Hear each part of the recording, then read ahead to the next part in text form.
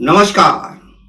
स्वागत है आप सबका राजनीति के इस अखाड़े में। मेरा नाम है अजय सेतिया। मित्रों, सुप्रीम कोर्ट का एक फैसला एससी एसटी रिजर्वेशन पर आया है। 1 अगस्त को यह फैसला आया। फैसले से एससी एसटी की उन जातियों में बेहद बेचैनी है जिन्होंने 75 साल तक आरक्षण का फायदा उठाया और बाकी जातियां फायदे से वंचित रही। यानी शिक्षा और नौकरियों का लाभ एससी की और एसटी की भी एकाध जाति या कुछ जातियों को मिला। सुप्रीम कोर्ट ने अपने फैसले में एक बहुत बढ़िया उदाहरण भी दिया है कि जो भीड़ भरे रेल के डिब्बे में चढ़ जाता है वे दूसरे को चढ़ने नहीं देता। हूबहू यही हुआ है शेड्यूल कास्ट में भी, शेड्यूल ट्राइब में भी। एकाध जाति जो डोमिनेट करती है, आरक्षण का सारा फायदा उसी ने उठा लिया। और 3 दिन बाद फैसला आया है 1 अगस्त को। 4 अगस्त को मायावती ने प्रेस कॉन्फ्रेंस करके सुप्रीम कोर्ट पर अपना गुस्सा निकाला है। वह इस फैसले का विरोध कर रही हैं और विरोध पर उतर रही हैं। आंदोलन करेंगी नहीं करेंगी इसके बारे में उन्होंने अभी तक कुछ नहीं कहा है, लेकिन वह राज्यसभा की सांसद है और उस नाते क्या आने वाले हफ्ते में होने वाला है सुप्रीम कोर्ट में, उसका अंदाज हम लगा सकते हैं। अखिलेश यादव और तेजस्वी यादव का हालांकि इस फैसले से सीधा तो कुछ लेना देना नहीं है, पर वे दोनों भी बेहद परेशान हैं। अखिलेश यादव की परेशानी थोड़ी ज्यादा है क्योंकि इस बार लोकसभा चुनाव में अखिलेश यादव ने मायावती का वोट बैंक अपनी तरफ लाने में काफी हद तक सफलता हासिल की थी। और अब अगर कुछ राजनीतिक फैसला नया उत्तर प्रदेश में हो गया तो उनका सारा समीकरण बदल सकता है। परेशान राहुल गांधी भी हैं क्योंकि उनकी राजनीति भी बहुत प्रभावित होने वाली है। आज के इस वीडियो में हम इसी बात को समझने की कोशिश करेंगे कि सुप्रीम कोर्ट के फैसले से खलबली क्यों मच गई है। कृपया वीडियो को आखिर तक देखें ताकि मायावती, अखिलेश यादव, तेजस्वी यादव और राहुल गांधी की बेचैनी को समझा जा सके और आने वाले दिनों में दक्षिण भारत में क्या इसका असर होने वाला है उसका भी हमें इंतजार रहेगा, खासकर तमिलनाडु में। 1 अगस्त को सुप्रीम कोर्ट की 7 सदस्यीय बेंच ने फैसला दिया है। इसका मतलब यह बहुत बड़ा फैसला है, इसको बदला जाना आसान काम नहीं है। एससी एसटी आरक्षण का दोनों वर्गों की कुछ ही जातियों को फायदा मिला, इस नतीजे पर भी सुप्रीम कोर्ट पहुंची है। सभी जातियों को फायदा नहीं मिला, इसलिए जिन जातियों को फायदा मिला उन्हें अलग करके दूसरी जातियों का अलग से कोटा तय कर दिया जाए। यानी मान लो एक राज्य में एक एससी जाति को ज्यादा लाभ मिला तो उसका रिजर्व कोटा अलग कर दिया जाए, 3% 4%, बाकी का दूसरी जातियों को दे दिया जाए। तो यह एक फार्मूला सुप्रीम कोर्ट ने दिया है, यानी कोटे के भीतर कोटा, ताकि सारे आरक्षण का कुछ ही जातियां फायदा ना उठाती रहे। इससे पहले 2004 में जब 5 सदस्यीय बेंच के सामने यह मसला आया था तो कोर्ट ने सब कोटा तय नहीं किया था, ऐसा करने से इनकार कर दिया था और तब यह मामला आया था तमिलनाडु का, अब आया है पंजाब का। 20 साल पहले के फैसले में कोर्ट ने कहा था कि एससी और एसटी अपने आप में ही समूह है, एससी एक समूह है, एसटी एक समूह है। लेकिन 7 जजों की बेंच में से एक जज इस फैसले से, नए फैसले से सहमत नहीं है। उनका तर्क है कि संविधान के अनुच्छेद 341 में यह पावर राष्ट्रपति की है, इसे सुप्रीम कोर्ट राज्य सरकारों को नहीं दे सकती। अब जो नया फैसला आया है उसके मुताबिक सब कोटे में सब कोटा बनेगा तो उसका अधिकार राज्यों को हो जाएगा। एक राज्य में मान लो एक जाति ज्यादा प्रभावशाली रही, उसने फायदा उठाया, हो सकता है दूसरे राज्य में वह पिछड़ी रह गई हो, उसने ज्यादा आरक्षण का फायदा नहीं उठाया हो। तो मान लो जैसे जाटव, तो एससी की जो जाटव है अगर यूपी में उसने ज्यादा फायदा उठाया तो उसका कोटा निर्धारित कर दिया गया 5% या 4%। लेकिन राजस्थान में जाटव ने फायदा नहीं उठाया तो वहां उसका कोटा ज्यादा रहेगा। तो ये एक स्थिति नहीं पैदा होगी कि अलग राज्य में अलग कोटा हो जाएगा। मायावती ने अपने विरोध में यही तर्क दिया है कि संविधान में यह अधिकार अनुच्छेद 341 के तहत राष्ट्रपति के पास है और सुप्रीम कोर्ट उसे राज्यों को नहीं दे सकती। मायावती ने इस फैसले का विरोध करते हुए 3 सुझाव दिए हैं। पहला सुझाव राष्ट्रपति को है कि वह एससी एसटी आरक्षण को 9वीं अनुसूची में डाल दे ताकि कोई भी राज्य सुप्रीम कोर्ट के फैसले के अनुसार फेरबदल न कर सके। अगर यह 9वीं अनुसूची में डाल दिया जाएगा तो सुप्रीम कोर्ट का फैसला निष्प्रभावी हो जाएगा। वैसे राष्ट्रपति इसे संसद के माध्यम से ही कर सकते हैं, खुद ब खुद तो कर नहीं सकते, यानी फैसला केंद्र सरकार को लेना है। मायावती का दूसरा सुझाव है कि केंद्र सरकार संसद से बिल पास करके सुप्रीम कोर्ट के फैसले को पलट दे। बात वही है जो उन्होंने पहले सुझाव में कही है। तीसरा सुझाव सुप्रीम कोर्ट को है कि वह अपने फैसले पर पुनर्विचार करके फैसला बदले। मायावती को इस फैसले से क्या तकलीफ है, उसे समझेंगे। उससे पहले यह समझ लें कि सिर्फ मायावती नहीं बल्कि सुप्रीम कोर्ट के इस फैसले से कई राज्यों के कई दलों की राजनीति पर बहुत ही गहरा असर पड़ने वाला है।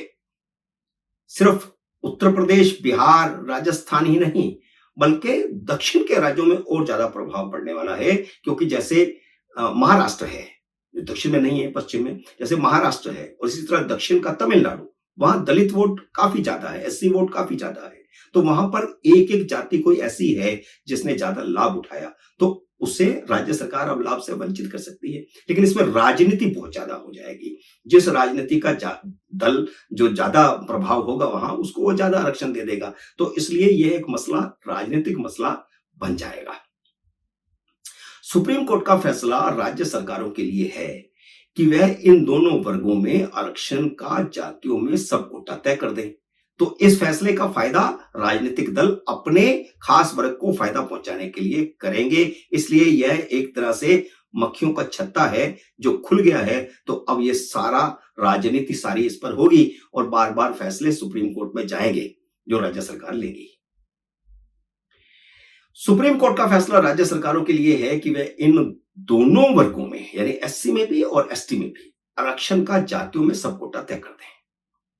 इसका मतलब है कि जैसे एससी को 15% आरक्षण है, तो अब यह तय हो सकता है कि एससी की कौन सी जाति को कितने प्रतिशत दिया जा सकता है। यानी मान लो उसमें एससी में 35 जातियां हैं, तो 35 में से उसका फिर सब कोटा या सब ग्रुप बनाए जा सकते हैं 5-5 के, तो उनको कितना परसेंट देना चाहिए। तो इस तरह का अब अधिकार राज्यों को इस फैसले के अनुसार मिल गया है।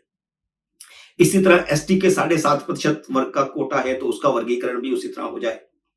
लेकिन यह वर्गीकरण राज्यों के लिए बाध्यकारी नहीं है, राज्य इसे कर सकते हैं अपनी मर्जी से। और निश्चित रूप से जब यह फैसला आ गया है तो राज्यों में विभिन्न जातियों की जो है वो बढ़ेगी, इच्छाएं बढ़ेंगी आरक्षण बढ़ाने की और उसका फायदा उठाने की, तो आंदोलन भी शुरू होंगे। और यह वर्गीकरण ओबीसी में पहले से ही होता है, एससी एसटी में नहीं होता। 2004 में जब सुप्रीम कोर्ट में ये मसला गया था तब यही तर्क दिया गया था कि जैसे ओबीसी में है तो यहां क्यों नहीं। तो तब सुप्रीम कोर्ट ने कहा था कि एससी और एसटी अपने आप में ही समूह है। अब सुप्रीम कोर्ट ने फैसला को पलटा है। इस वर्गीकरण में उन परिवारों को क्रीमी लेयर मानकर आरक्षण से बाहर कर दिया जाता है जिनकी आय 8 लाख रुपए या उससे ज्यादा होती है, जो ओबीसी में इस समय चल रहा है। 8 लाख या उससे ज्यादा इनकम वाले परिवार जो हैं उनको क्रीमी लेयर मान करके आरक्षण के लाभ से वंचित कर दिया जाता है, शिक्षा के क्षेत्र में भी और नौकरियों के क्षेत्र में भी। इस 8 लाख रुपए में वेतन और कृषि आय को शामिल नहीं किया जाता। ओबीसी का मामला केंद्र सरकार के अधिकार क्षेत्र में है, लेकिन सुप्रीम कोर्ट के जजमेंट से क्रीमी लेयर का अधिकार राज्य सरकारों को मिल जाएगा, एससी एसटी के मामले में, ओबीसी के मामले में नहीं, क्योंकि यह फैसला एससी एसटी के मामले में है। हालांकि सुप्रीम कोर्ट ने अपने फैसले में क्रीमी लेयर की कोई बात नहीं कही है, लेकिन राज्य सरकारें ऐसा कर सकती हैं।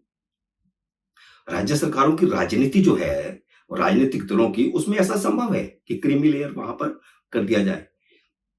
मायावती की चिंता यह है कि अगर कल को भारतीय जनता पार्टी उत्तर प्रदेश में उनकी जाटव जाति को अलग कैटेगरी बनाकर आरक्षण से वंचित कर दे, या बाकी एससी जातियों को आरक्षण का ज्यादा हिस्सा दे दे या क्रीमी लेयर घोषित कर दे जाटव जाति को, तो उनका सारा वोट बैंक ही खिसक जाएगा, क्योंकि आज की तारीख में उनके पास जाटव वोट बैंक ही बचा है।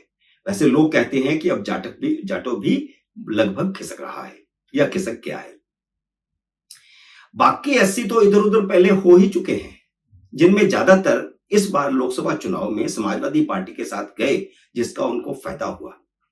समाजवादी पार्टी अगर 37 सीटें जीती हैं तो एससी का वोट भी उसे मिला, एसटी का वोट भी मिला उसको, ओबीसी का वोट भी मिला, ओबीसी की अन्य जातियों का वोट भी मिला और मुसलमान का वोट तो मिला ही मिला।